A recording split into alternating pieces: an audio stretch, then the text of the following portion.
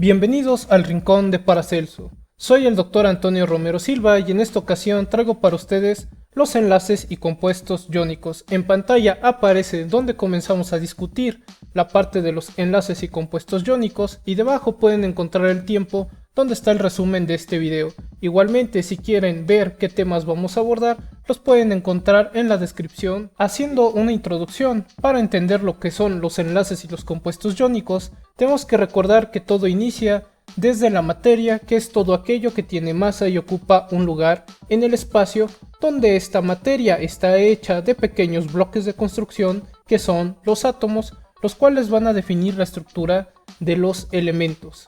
¿De qué están hechos los átomos? Están hechos principalmente de tres partículas, de electrones, protones y neutrones. Los electrones los descubrió Thomson, los protones los descubre Rutherford y los neutrones los descubre Chadwick. ¿Cómo están estos electrones, protones y neutrones en un átomo? Eso lo podemos saber gracias a Schrödinger, donde en un volumen, en un espacio, tenemos a nuestro átomo, donde si tuviéramos helio tendríamos que hay dos protones, dos cargas positivas en el centro y dos partículas sin carga que son los neutrones igual en el núcleo.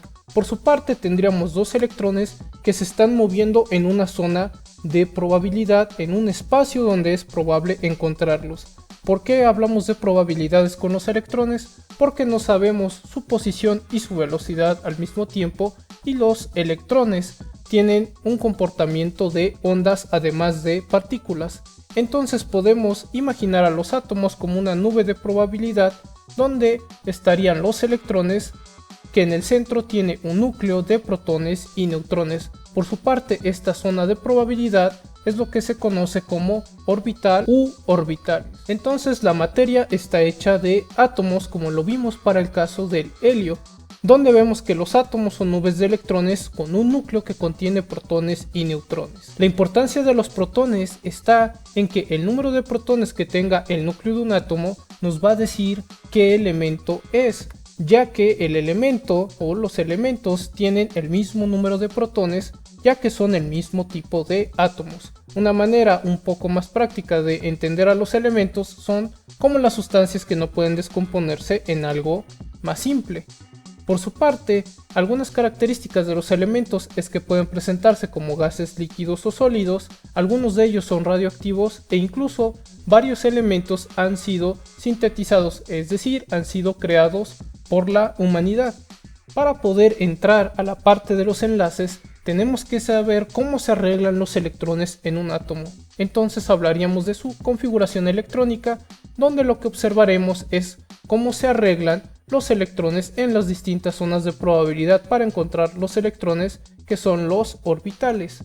Entonces, si yo tuviera un átomo de oxígeno, tendría 8 protones en su núcleo, 8 neutrones también, y tendría 2 electrones en un primer orbital que sería un orbital 1s. Al subir en energía encontraría otros 2 electrones en un orbital 2s, y después, al haber 3 orbitales del tipo P que tienen esta forma de 8, donde podemos ver que hay 2 esferas achatadas a las cuales se les llaman lóbulos, yo acomodaría 4 electrones y vería que los electrones que han quedado en la parte más interna, como lo menciona el adjetivo, son electrones internos. Por su parte, los 6 electrones que están en la zona azul serían de capa externa, donde habría entonces electrones externos o electrones de valencia.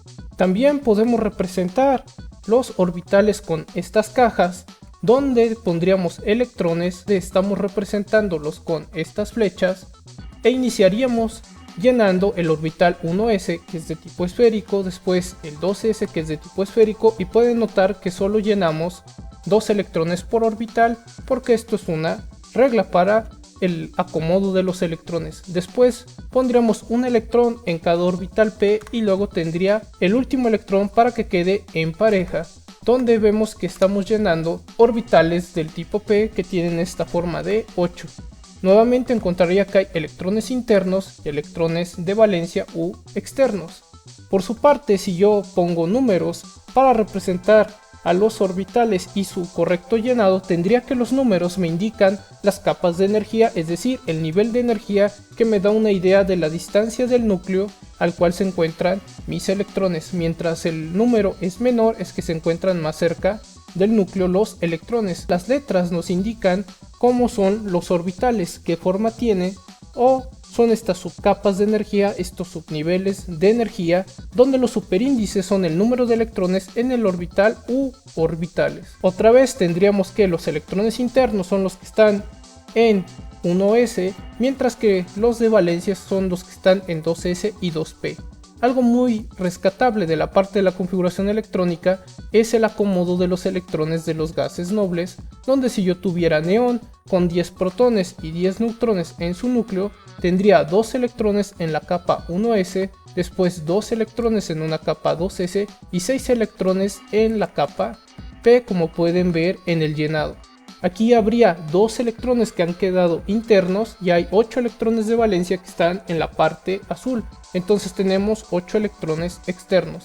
Para hacer un poco más sencillo, la manera en que están arreglados los electrones, podemos simplemente ver cuántos protones tiene su núcleo y cuántos electrones hay por cada capa electrónica. Entonces en la capa interna tenemos 2 electrones y en la capa más externa tenemos 8 electrones. Estos 8 electrones en la última capa de los gases nobles es lo que le da estabilidad a estos elementos. Aquí estamos viendo electrones por capa entonces en el diagrama. Por lo tanto, al estar usando la representación de electrones por capa, donde vemos que hay 2 electrones internos para el neón y 8 electrones externos o de valencia, estamos enfatizando ahora las cargas negativas, los electrones, porque son los que participan en los enlaces químicos. Entonces, si yo separo entre los electrones de valencia y el núcleo y electrones de capa interna, vería que para hacerlo aún más sencillo, yo al poner el símbolo del elemento Ne para el caso del neón, estoy representando al núcleo y electrones de capa interna, mientras que los electrones de valencia los estaría representando con puntos. Al combinar el símbolo del elemento y los puntos, tendría una estructura de Lewis, donde se está representando el arreglo de los electrones de valencia de un átomo o de una molécula. Una molécula es cuando se tienen 2 o más átomos unidos. ¿Por qué es importante estos 8 electrones que hace estables a los gases nobles? Porque los demás elementos, o una cantidad considerable de ellos, tienen una tendencia para tener estos 8 electrones en su capa de valencia, y si nosotros nos fijamos en el número romano de las familias A, nos estará diciendo el número de electrones de valencia que tiene. Por ejemplo, si nosotros tenemos al neón con sus 8 electrones y vemos al flúor, el flúor tiene 7 electrones en su capa de valencia y le falta un electrón para tener la configuración de 8 electrones, por lo que el flúor ganaría electrones para ser como el neón. Por su parte, el litio, el más cercano, el gas noble más cercano es el helio. Entonces aquí, si pierde un electrón el litio, obtendría la configuración del helio, entonces el litio pierde electrones. El carbono está en el centro porque podría ganar 4 electrones para llegar a 8 o podría perder 4 para llegar a la configuración del helio. Estos electrones que gana o pierde un elemento se le conoce como número de oxidación. ¿Qué es un enlace químico? Es esta fuerza de atracción duradera que existe entre átomos, iones o moléculas que va a dar paso a compuestos químicos. Entonces, al hablar de enlaces químicos, observaremos que los átomos se juntarán, se asociarán o se combinarán.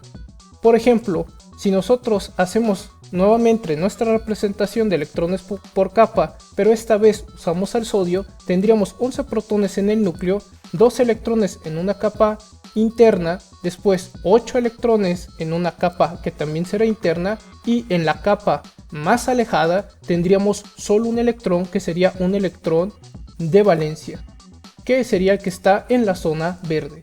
Por su parte, si nosotros del lado derecho ponemos un átomo de cloro donde tendríamos 17 protones en su núcleo, 2 electrones en una capa interna, después 8 electrones en una capa interna de color azul, y en la capa más externa encontraríamos que el cloro tiene 7 electrones de valencia. ¿Qué va a suceder con la interacción entre un átomo de sodio y uno de cloro? Lo que nosotros observaríamos aquí es que el sodio va a estar transfiriendo o cediéndole un electrón al cloro para que complete su octeto y así el cloro, el átomo del cloro, sea más estable.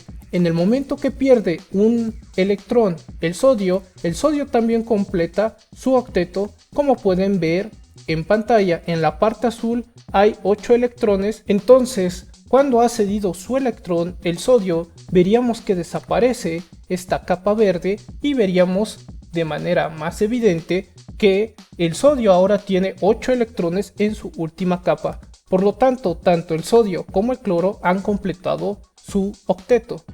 Si esto lo viéramos con las estructuras de Lewis, donde tenemos al elemento y los puntos, recordemos que estos puntos son los electrones más alejados del núcleo de los átomos, veríamos que al sodio le está sobrando un electrón para completar a su octeto y al cloro le está faltando un electrón para completar a su octeto.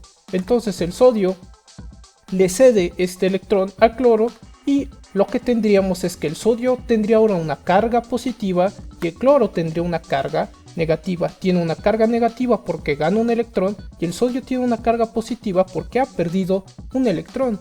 Lo que estamos viendo entonces es la formación de iones, de partículas con carga, donde al perder electrones el átomo va a tener carga positiva y a estos iones positivos se les llama cationes, mientras que al ganar electrones los átomos van a tener una carga negativa y se les va a llamar aniones. Lo que veremos es que la interacción entre esta carga positiva y esta carga negativa son fuerzas electrostáticas. Son estas fuerzas atractivas y repulsivas que puede haber entre partículas cargadas eléctricamente. Como tenemos iones, entonces hay partículas cargadas eléctricamente y en este caso particular del enlace entre el sodio positivo y el cloro negativo estaríamos hablando de una fuerza electrostática atractiva. Los átomos de los metales generalmente son los que transfieren o ceden varios electrones o uno a un átomo que es más electronegativo, como los átomos de no metales, y así tendríamos la formación de un enlace iónico. ¿Cuántos electrones pueden perder los metales? Pueden perder uno o varios electrones dependiendo del elemento del metal que estemos trabajando.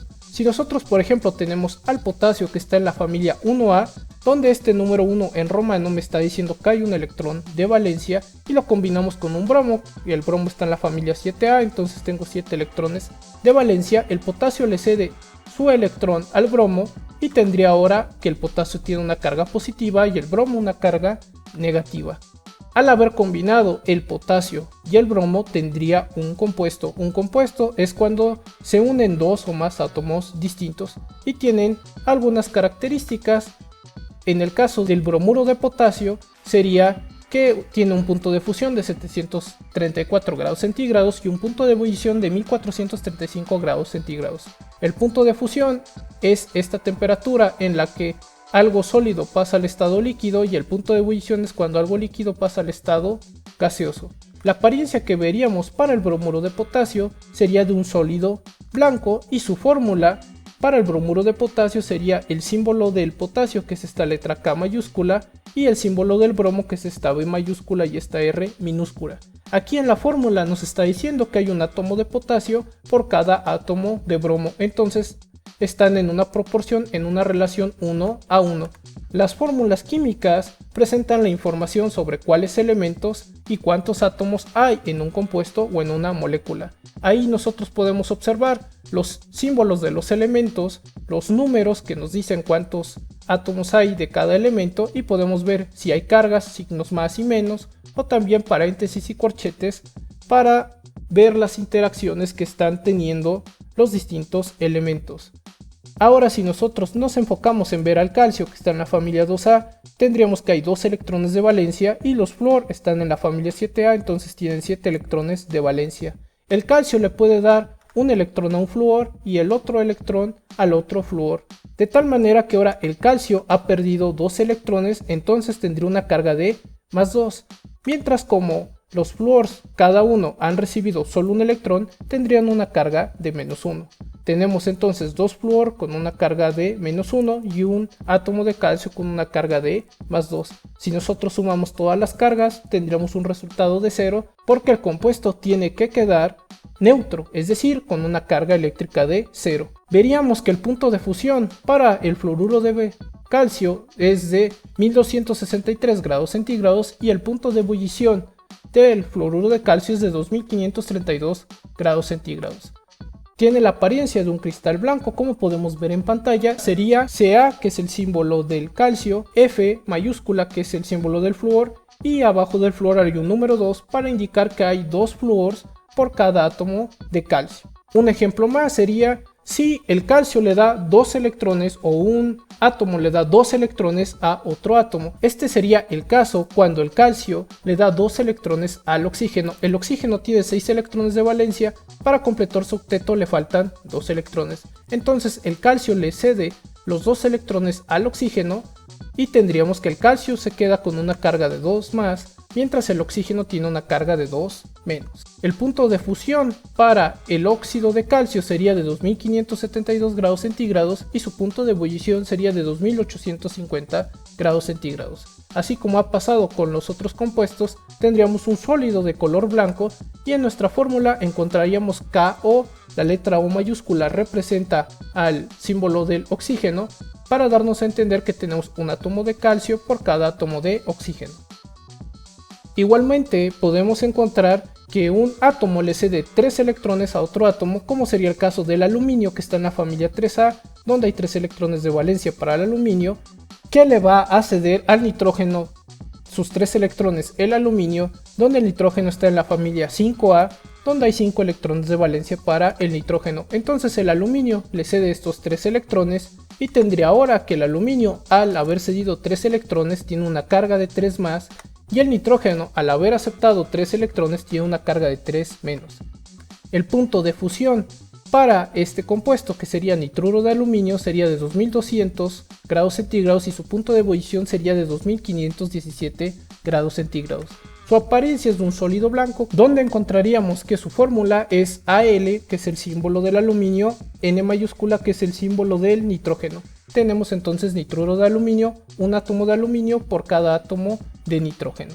A medida que se aumentan las cargas y han observado, mayor es la fuerza de atracción que va a haber entre los iones, por lo que hemos estado viendo que los puntos de fusión y de ebullición aumentan.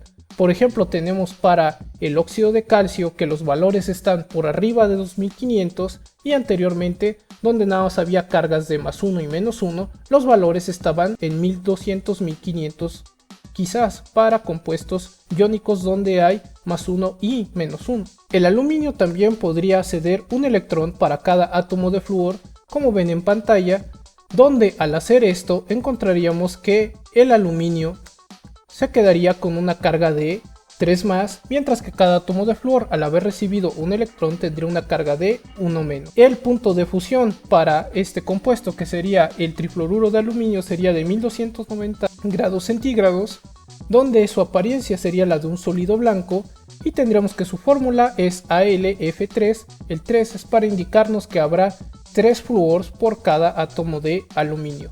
¿Qué sucede con los elementos que están en los metales de transición? Tendríamos, por ejemplo, para el cobre, que está en la familia 1B, que el número de oxidación que tiene es de 2, es decir, pierde 2 electrones cuando se combina con otro elemento.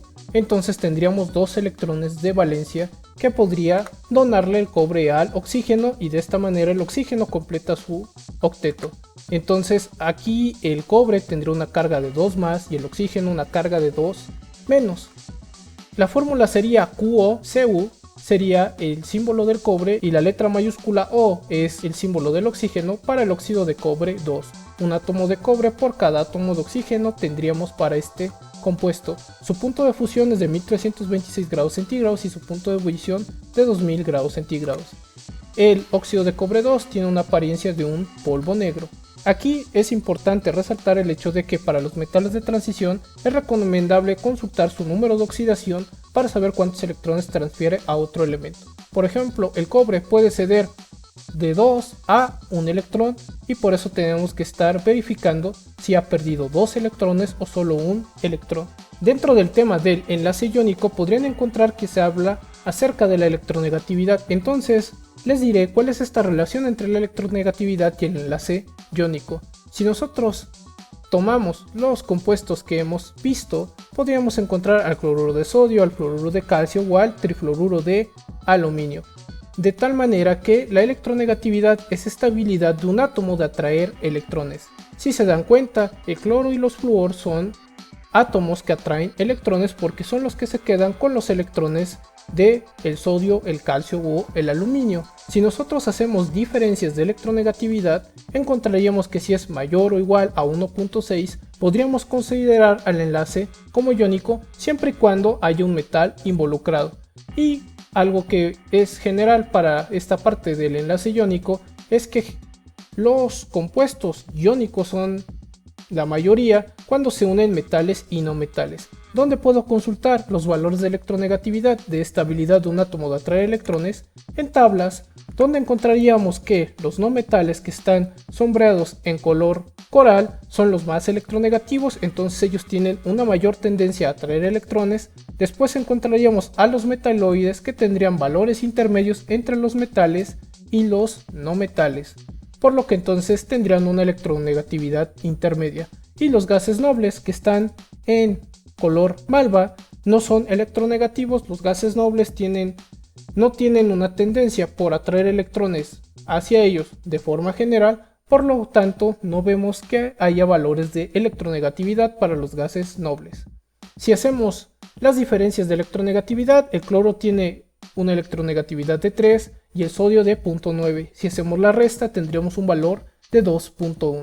Por su parte, para el calcio tendríamos un valor de 1, para el flúor de 4. Al hacer la resta, la diferencia es de 3 y entre el flúor y el aluminio la diferencia es de 2.5. Como esto está por encima de los valores de 1.6, estaríamos hablando que cloro y sodio forman un enlace iónico, los flúors con el calcio también hacen un enlace iónico y los flúors con el aluminio también hacen un enlace iónico si lo vemos desde las diferencias de electronegatividad. Por lo tanto, los metales tienen menor electronegatividad, una menor habilidad de atraer electrones, y lo vemos porque los metales son los que ceden el electrón a los no metales, que son más electronegativos. ¿Cómo es que se van arreglando los iones cuando están formando estos enlaces iónicos? Forman lo que conocemos como una red cristalina iónica. Entonces en pantalla pueden ver cómo están unidos iones de sodio con iones de cloro, donde el cloro tiene carga negativa y el sodio tiene carga positiva, y estos van a ir formando capas, capas y capas, y lo que veríamos es que están ahora los iones empaquetados. Entonces, cuando hablemos de un compuesto iónico, nos estamos refiriendo a que es una estructura en red gigante de iones, o una estructura enrejada gigante de iones, de partículas con carga. Los iones, como pueden ver en pantalla, toman posiciones fijas y van a estar altamente ordenados, y aquí podemos ver las proporciones o las relaciones que hay entre el sodio y el cloro, que es de 1 a 1, donde vemos los cationes y los aniones, los cationes de sodio y los aniones de cloro, y así se forma lo que se conoce como una red cristalina iónica.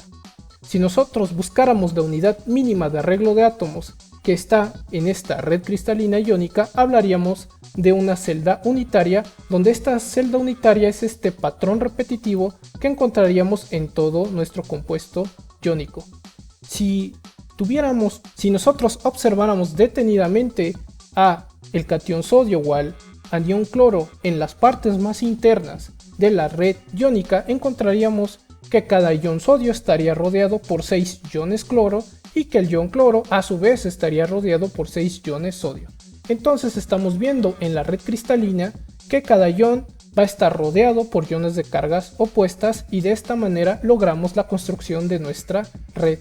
La red tiene asociada una energía conocida como energía de red, la cual nos dice qué tan estable es nuestro compuesto iónico, o visto de otra manera, esta energía de red es la energía que se está liberando cuando se combinan los cationes y los aniones de nuestro compuesto iónico. ¿Qué características tienen los compuestos iónicos?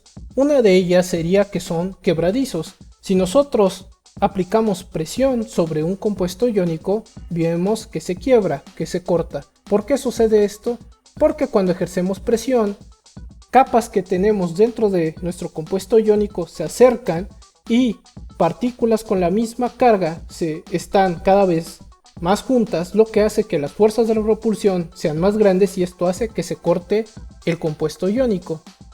Por eso he puesto esta línea para enfatizar el hecho de que se corta cuando nosotros estamos aplicando presión. Entonces, al ejercer presión sobre la red cristalina iónica, estamos aumentando las repulsiones que existen entre iones de misma carga al acercarlos. Y esto hace que se rompa nuestra red cristalina y por eso vemos que los compuestos iónicos son quebradizos. Por su parte, observaríamos que en el estado sólido los iones de nuestro compuesto están fijos, no se mueven, entonces como los iones no pueden moverse, no pueden transportar carga y en el estado sólido por eso es que los compuestos iónicos no tienen conductividad eléctrica. Por otra parte, si nosotros calentamos nuestro compuesto iónico y se vuelve líquido, o el compuesto iónico lo mezclamos con agua y se está disolviendo en el agua, encontraríamos lo siguiente, que al estar disuelto en líquido o disueltos en agua los compuestos iónicos, nuestra red iónica se rompería porque los iones estarían moviéndose libremente y ahí es cuando se pueden comportar como transportadores de carga móviles y al haber transporte de cargas hay conductividad eléctrica y entonces en el estado líquido o disueltos en aguas los compuestos iónicos sí pueden conducir la electricidad. ¿Qué sucede cuando los compuestos iónicos entraron en contacto con el agua? ¿Por qué se mezclaron con el agua? Porque forman interacciones con el agua. De la siguiente manera, si nosotros tenemos a un catión sodio y a un anión cloro y vemos que las moléculas de agua comenzarían a rodear por ejemplo a nuestro catión sodio y vemos que lo hacen de una manera particular. Los oxígenos están apuntando hacia el sodio y esto se debe a lo siguiente. Al compartirse de forma desigual los electrones que están en el agua, el oxígeno atrae con mayor fuerza los electrones, por lo tanto el oxígeno tiene una región negativa que estamos representando con esta delta menos en pantalla, hace que los hidrógenos tengan una región positiva y entonces hemos formado polos extremos con carga distintos. El oxígeno tiene una carga parcial negativa, mientras que el hidrógeno tendría una carga parcial positiva y esta carga parcial negativa de los oxígenos está interaccionando con el sodio, mientras que para el cloro, que tiene una carga negativa, lo que está interaccionando son las cargas parciales que estamos viendo con estas deltas positivas, estas regiones positivas que tienen los hidrógenos con el cloro, lo que hace que la carga del sodio y del cloro, al tener y estar rodeados con esta manera específica de las moléculas de agua, se estabilicen sus cargas. Los elementos iónicos son solubles en disolventes polares porque pueden tener estas interacciones. Entonces disolventes polares como son el agua rompen las redes cristalinas, por eso es que se disuelven los compuestos iónicos en agua. Sin embargo, hay que tener cuidado porque si las interacciones de la red cristalina son muy fuertes, la solubilidad de un compuesto iónico puede ser muy baja. Y esto se debe a que las interacciones que forma el agua con los iones no son lo suficientemente fuertes para romper las atracciones que hay entre los iones de nuestros cationes y aniones. Algo importante a recordar es que podemos tener iones poliatómicos, es decir, partículas con carga positiva o negativa donde hay dos o más átomos unidos. Por ejemplo, este carbono que tiene unidos 3 oxígenos es el anión carbonato y tiene una carga de 1 menos. Aquí podemos ver que hay 4 átomos unidos, entonces es un ion poliatómico, por lo tanto los compuestos iónicos pueden tener iones poliatómicos. Otras características de los compuestos iónicos son sus altos puntos de ebullición y de fusión, ya que necesitamos bastante energía para vencer las fuerzas electrostáticas, estas fuerzas de atracción entre las cargas de nuestra red cristalina para que pasen al estado líquido o al estado gaseoso. En general, a temperatura ambiente encontraríamos que los compuestos iónicos son sólidos y que el tamaño de sus iones y sus cargas influyen mucho en la estabilidad del compuesto iónico.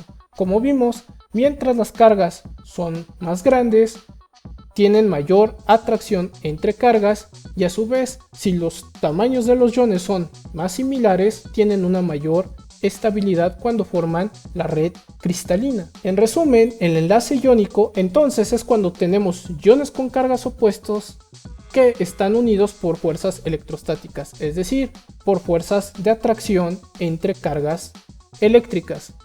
Sucede cuando un átomo transfiere uno o varios electrones a otro átomo, como podemos ver para el sodio, que estaría cediéndole un electrón al cloro, porque de esta manera el sodio obtendría una configuración de gas noble, al igual que el cloro, donde el cloro completaría su octeto y a su vez el sodio completaría su octeto. El cloro completa el octeto al ganar el electrón del sodio y el sodio completa el octeto al perder este electrón que le sobra. Por lo tanto, el sodio tendría una carga de 1 más porque se dio un electrón, y el cloro al recibir un electrón tiene una carga de 1 menos porque los electrones manejan cargas negativas. Si tú ganas una carga negativa, te vuelves más negativo; si pierdes una carga negativa, te vuelves más positivo. Entonces tendríamos que aquí hay una fuerza electrostática que mantendría unidos al sodio y al cloro, y este es el enlace iónico. Después observamos que el arreglo que van teniendo nuestros iones, en este caso los cationes sodio, que son los positivos, y los aniones cloro, que son los negativos, es que van formando una red cristalina iónica, donde los iones están tomando posiciones fijas, como podemos ver en la figura de la izquierda, que están muy bien ordenados y se mantienen proporciones constantes de nuestros cationes y nuestros aniones, donde podríamos observar que alrededor de un catión de sodio hay 6 aniones de cloro y que un anión cloro está rodeado de 6 cationes de sodio. Entonces lo que vemos en pantalla es la formación de una red cristalina. La red cristalina iónica tiene asociada una energía, y esto sucede porque cuando se combinan nuestros iones para formar la red, se libera energía, y esta energía es la energía de red. Al encontrar enlaces iónicos, entonces en un compuesto hablamos de un compuesto iónico, donde vemos una estructura enrejada gigante de iones o una estructura en forma de red gigante de iones, como la que vimos para el cloruro de sodio, que vemos con las esferas verdes y de color malva, de tal manera que sus características las podemos resumir en las siguientes. Los compuestos iónicos tienen altos puntos de ebullición y de fusión porque se necesitan cantidades de energía altas para vencer las fuerzas electrostáticas atractivas que hay entre los iones. Podemos disolver a nuestros compuestos iónicos en disolventes polares, como es el caso del agua, porque los disolventes polares van a estabilizar las cargas positivas y negativas de nuestro compuesto iónico. En general, vemos que la mayoría de los compuestos iónicos son la unión de un metal con un no metal, y esto podemos explicarlo en parte por la diferencia importante de electronegatividad, en el sentido de que los no metales son los que atraen los electrones, mientras que los metales son los que ceden con mayor facilidad a los electrones. Los compuestos iónicos se quiebran, es decir, se rompen, y esto pasa porque cuando hacemos presión acercamos partículas cargadas del mismo signo, lo que aumenta la repulsión, y al aumentar la repulsión hace que se corte nuestro compuesto iónico o se quiebre. Los compuestos iónicos no conducen la electricidad en estado sólido, porque los iones al estar fijos no pueden transportar carga. Sin embargo, si nuestro compuesto iónico lo pasamos al estado líquido o está disuelto en agua, por ejemplo, ahí sí conducen la electricidad. Esto sucede porque los iones se mueven con libertad y de esta manera pueden transportar carga y así dar paso a la electricidad. En los compuestos iónicos pueden estar involucrados iones poliatómicos. Los iones poliatómicos es cuando hay dos o varios átomos unidos y estos átomos unidos tienen carga, por lo que sería un ion de varios átomos unidos, un ion poliatómico. Finalmente, algo muy importante que vimos es la formación de la red cristalina iónica para los compuestos iónicos, donde nuestros iones están empaquetando muy ordenadamente en una red. Esto sería todo para el enlace y los compuestos iónicos. Si tienen dudas o preguntas, por favor háganmelo saber en la caja de comentarios. Espero sigan visitando el rincón de Paracelso. Yo he sido el Dr. Antonio Romero Silva. Hasta la próxima.